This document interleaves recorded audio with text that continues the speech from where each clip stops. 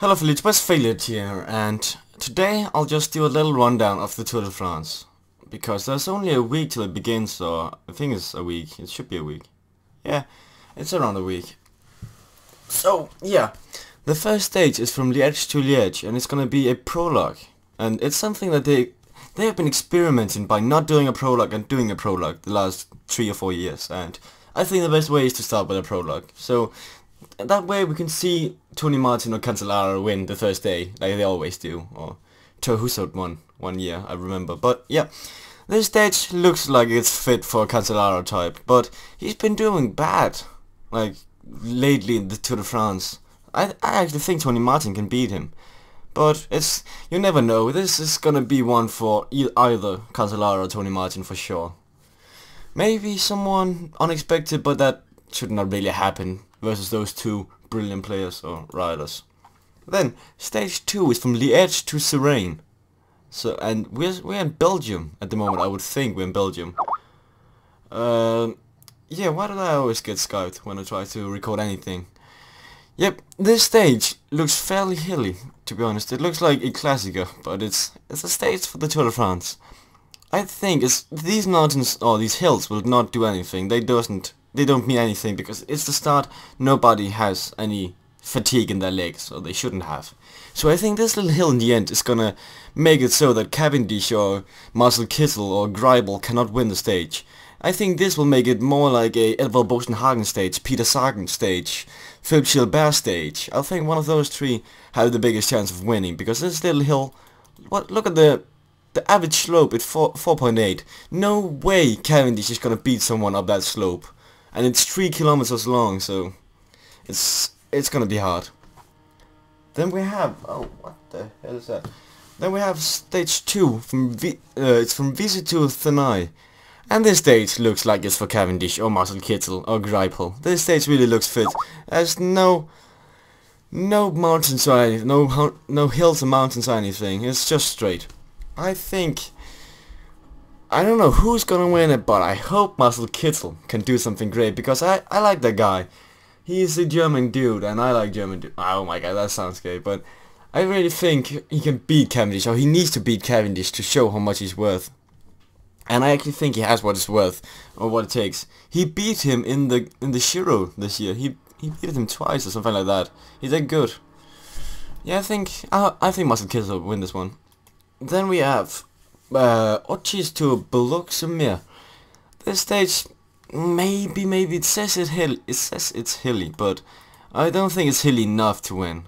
Like it's 1 kilometer and it's really steep, but maybe a guy like Fletcher or Alexander Ballan can tag on this little hill, but I still think it's gonna be the same guys like this stage. I think it's gonna be Greipel, Marcel Kittel, those guys, Cavendish, because I don't think that hill is not enough to make it real hard, because it does not finish upwards. It finish like flat, and this finish upwards. That makes it a lot harder. Then we have Abbeville to Rouen.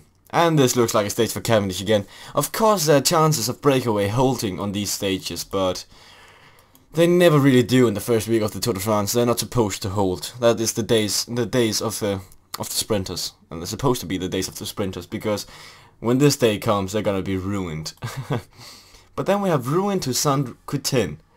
This looks like a stage again for Cavendish. The first week is always kinda stall. It's stall. It's boring. I wouldn't say boring, but maybe it's really slow. Definitely, that's one thing. It's really slow. Then we have Epernay to Metz. It's a duplicate. These 3 stages are duplicates of each other. They're gonna be sprinters. There's gonna be nothing really to say about these. They're gonna be kinda boring. Or for those of you who don't like sprints, they're gonna be boring. Then we have Trouble into La Plaine des Ballis. I'm not as good to pronounce these names as the pronunciation, the commentator in this game.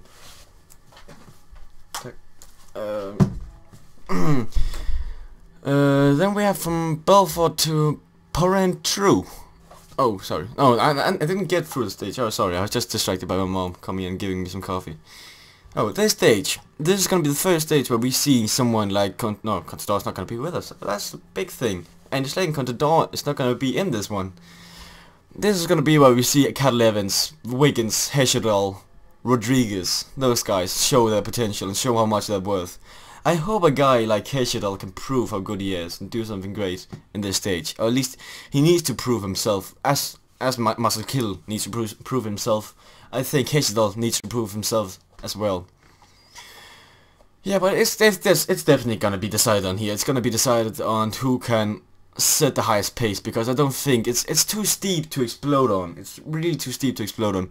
You need to set up a high pace and just do it like Cadel Evans does. Just set a high pace and destroy your team or your opponents.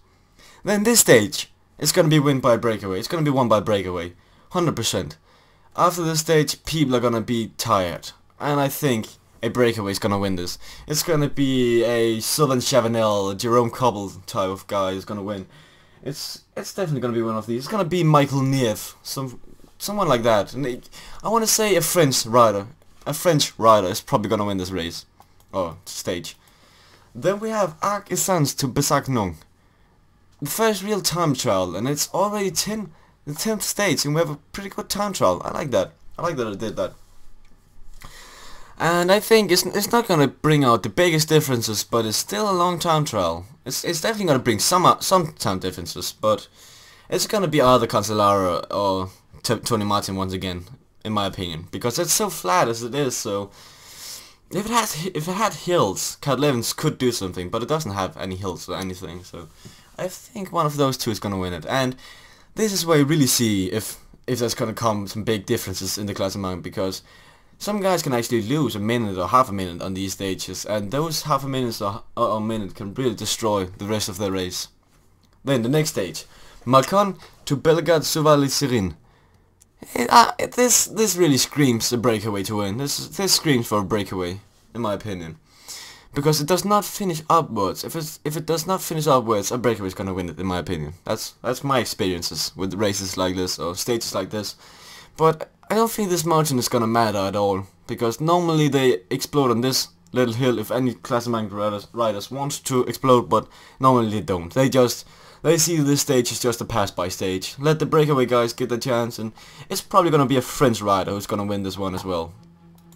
Then we have Albertville Le Toussaint to Les Cibles, and I know that Les Cibles has been in before. I've seen it before. And oh, they're gonna be passing by the Col de Madeleine as well. So this stage is gonna be real hard. This could actually be nominated to the King, what is it called? King stage, something like that. Because it's actually pretty hard. I think if someone could do a Considon attack like right here and hold the rest of the stage, that'd be amazing, but don't count on it. It probably won't happen. But I think this one is not gonna be the stage that's gonna be decided all, but it's gonna have an influence, because this is gonna matter. This is the margin that's gonna matter a lot. I do think a breakaway guy can win this stage, but it's most likely that a guy like Cadel Evans, Bradley Wiggins, Hesjedal, those favorites are gonna do something, because they need to do something. And I say this each year, they're gonna need to do something, but it always happens that they do nothing and just say, oh, we'll just wait till the last stage. It makes big differences. It's like it always is. Then the next stage, Saint-Jean-de-Marin to Anoy Divisiler. That's something gay. This says breakaway to me as well. I don't think after these two stages Cavendish or Greibel is gonna do anything, and they're most likely out already because they have the Olympics up soon, so I don't think they're still in it, to be honest. So this is gonna be either Peter Sagan or Busenhagen or a breakaway guy, in my opinion. Then we have Saint-Paul Torres. I'm just gonna stop saying the names. It just gets worse and worse. This is gonna be a sprinter stage. I think that this can be won by Marcel Kittel or Peter Sagan. Those guys. This is really flat. There's no way a breakaway is gonna hold on this stage, or they shouldn't, because this is one of their last chances to get a good result if they haven't gotten this result yet. Then we have Limox to Fios. Why do I even say the names? This stage is not pretty. It's not pretty, in my opinion. This is gonna be a breakaway again, or at least it's gonna be the favorites trying to win this. As a guy like Samuel Sanchez can win this one stage, because these two mountains are they're too far away, and this little downhill lets guys get up again to the peloton or to the breakaway if they got destroyed on this little hill or this little hill. So this is like a Samuel Sanchez guy who's gonna win this gun. A good downhill guy that can explode on the downhill portion and have a good sprint and also a good mountain climber. So it's gonna be a guy like that. Then this stage, it's like this stage. What is it? It's like this stage. This is one of your last chances to show what you can as a sprinter. So they should be trying their best to keep it to a sprint, like the team. So Marcel Kittel, Peter Sagan, Ivar Bostenhagen, those guys again. Then we have this stage. I'm kinda confused about this stage because it can go either way.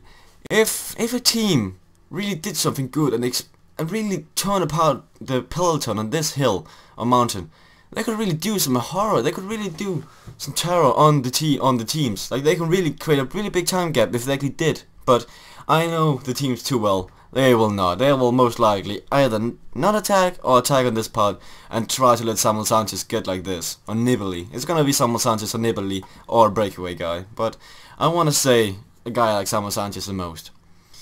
Then this stage.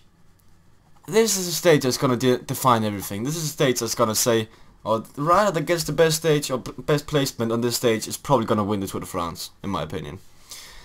If someone was, I think they're gonna explode on this part and then, like, just get the time here because this is not a lot. They don't have the time to get the time difference that they need. So I'm definitely sure they're gonna explode on this little part, or this big part. Sorry.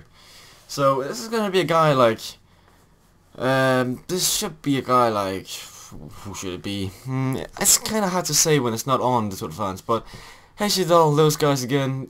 Katusha has some guys that can do some work on these stages. It's definitely going to be one of those guys. I don't think they will let a breakaway win the stage because it's too important. It's the last mountain stage before the time trial, so this stage is too important to just let it go. Then we have the Black Knight Brivla Gilead, and I said the name, why did I do that? Yep, last try before Champs-Élysées. I think a breakaway is going to win this, if I have to be honest, because I think the sprinters are too destroyed after this, so this is gonna be a breakaway guy. It's gonna be Jerome Cobble, Sylvain Chavanel, it's gonna be one of those guys. It's gonna be Samuel Dumoulin. Those guys you always see breakaway. Then the time trial. Completely flat. I'm disappointed. Normally you see a little hill around here, or here you see a little hill in the end. But there's none. There's none.